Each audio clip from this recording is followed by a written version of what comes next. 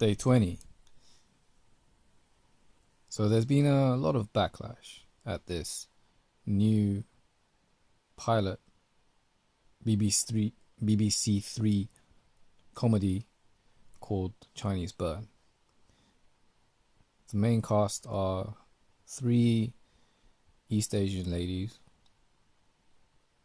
one from Hong Kong, one from America, and one fresh off the plane from China. It does perpetuate to certain stereotypes, certain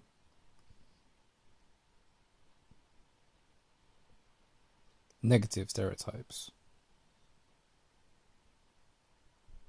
Just for me,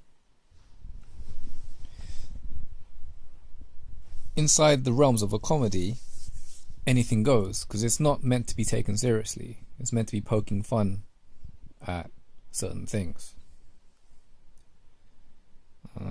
Whether the writing isn't clever enough, that's just down to opinion.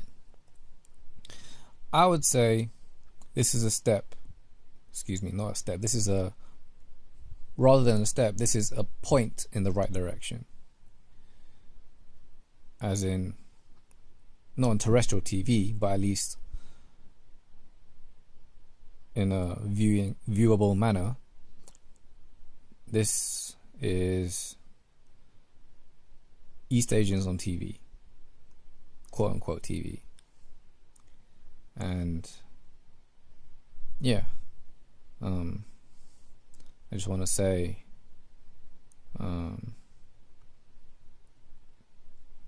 things can only get better from here, right? That's the main point. It's a start, okay? And kudos to the 3 girls for doing so, okay? We don't know whether there were script edits along the way. We don't know whether in order to get this pilot done that they had to curtail to these certain stereotypes. So in order to just look at all the positives, 1, we've got East Asian faces on quote unquote TV. 2, a discussion is being raised about this. And with any discussion, you gotta weed out the trolls, okay? You gotta weed out the flamers. You gotta weed out the people just hating on things, just calling it things racist and stereotypical and negative portrayal and white worshipping and that kind of thing.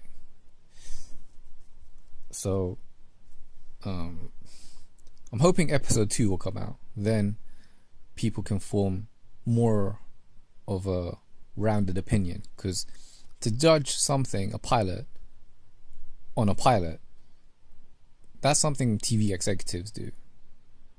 And then that show gets either greenlit or never heard of ever again. And that's 20 minutes. 20 plus minutes. That's difficult. And we are not the ones in power, as in we're not the TV execs to say yay or nay.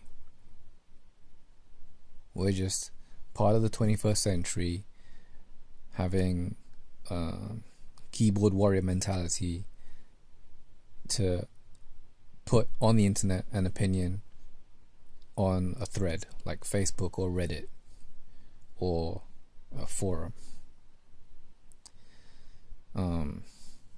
And anyone can express their opinion these days. Doesn't mean that they're right, and doesn't mean that you should, take notice of it. The filter for the 21st century in the information age is completely different to the ones that our forefathers had in the industrial age. We weren't as connected as we are now in terms of social media. Heck, people before airplanes, people used to travel from A to B, and you would lose people along the way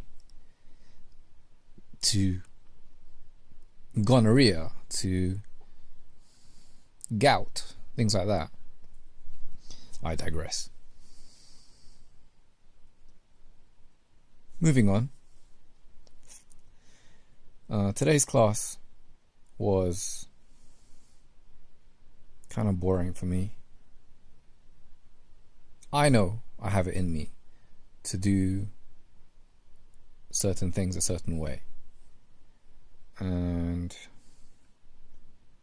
that's just all down to direction, because whenever you present something, that's your own creation with no direction. You've been given a brief and you interpret that brief with all the tools at your disposal, and when you're told to tweak it, you tweak it in terms of what the person wants from the exercise. So the teacher wanted X and Y, and I gave X and Y because I can. And as an actor, that's how you have to be. You have to be flexible and be able to do it like that, like that. And I want to discuss recovery. So for me, it's always from my chest going up towards my head. This morning was horrible, extremely horrible. I woke up with a headache. Now, I thought it was because of the curtain back there, but I just checked and it's tight up against the radiator. So if a breeze was to come, it would probably be a very powerful breeze. But it was like a head cold on the side of my temple, and it was horrible. And for precaution, I had to take 2 aspirins. Not in one go, but after 4 hours, 1 each, yeah? So whenever I do get sick, it starts from my chest, works its way up, starts sneezing uncontrollably, start being unable to breathe, sinus issues, left and right, having to lean my head one way for the blockage to let gravity kind of pull it one way. I will try the neti pot principle just to clear the passages, see if that's going to benefit me any way. Been drinking the Chinese cough syrup. That's, I guess, calmed the situation down a bit. But after a whole bout of sneezing around my nose, just this area to the left and right of my nose, and my lip especially, it's extremely dry and flaky, and red. It can be red if I've sneezed a lot, and my eyes as well, they'll get bloodshot red. So that's this sickness rising up. And after this area and the congested area, I'll get a headache. Normally I'll get it after having done something during the day, but I've not been very active these past 2 days and been waking up quite late these past 2 days. So it was only a matter of time until I got a headache in the morning, which I did this morning. And it was horrible. Freaking horrible. I had to rest a cold flannel on one side of my face, lean on it, try and recover, try and get like a temperature difference so that the heat from my head could just dissipate.